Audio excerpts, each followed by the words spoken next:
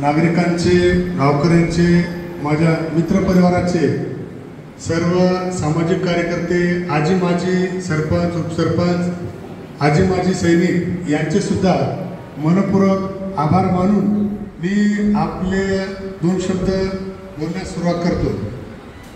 श्री समर्थ सद्गुरू धुंडताते महाराज यांच्या कृपेने आणि कैलासवासी श्री हनुमंतराव गणपतराव मुंडे माझे आजोबा यांच्या पुण्यामुळे आज या ठिकाणी आम्हा सर्व हनुमंतराव गणपतराव मुंडे यांच्या कुटुंबाची जी काही प्रगती झाली ती आमच्या आजोबाच्या पुण्यामुळे झाली अशी मी मानतो। कारण की आजोबांना पाहायचा तर काही योग आला नाही, मात्र आमची आई सांगते सतत की आजारपणात सुनेला स्वतः स्वयंपाक करून वाढणारे असे आमचे आजोबा होते।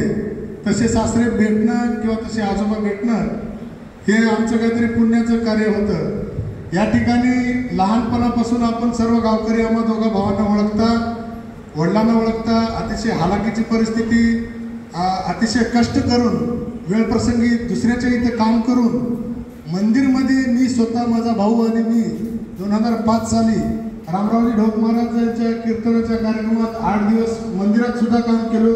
अतिशय कष्टाच्या हालाकीच्या परिस्थितीत आम्ही स्वतःच्या पायावर नोकरीला लागलो।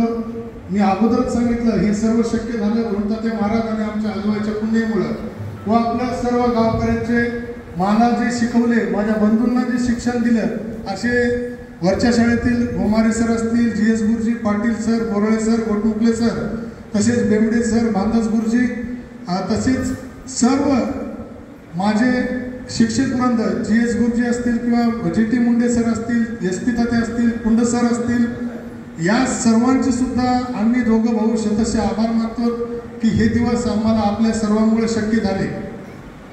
या ठिकाणी इतकंच सांगा वाटतं की मी जेव्हा बेकार होतो आणि भाऊ जेव्हा 2008 साली नोकरीला लागला त्यावेळेस त्यानं अतिशय हालाकीच्या परिस्थितीमध्ये मला शिक्षण शिकण्यास, नोकरी लागण्यास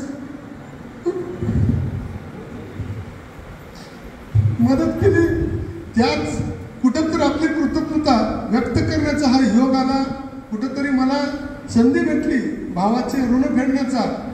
मी 18 वर्ष तो नसताना सुद्धा त्याचे कुटुंब, माझे कुटुंब, माझे आईवडील यांच्या सर्वांची काळजी घेण्याचं कार्य केलं। या भावाचे ऋण मी या जन्मी तर फेडू शकणार नाही, कारण की अतिशय मी बेकार असताना स्वतःचे पगार घरीच कमी सांगून मला स्वतःला पैसे पुरवणारा असा भाऊ भेटणं हे सुद्धा माझं काहीतरी पुण्य मानतो मी। आणि या ठिकाणी सर्वांचे आभार मानतो आणि 2 शब्द संबोधतो।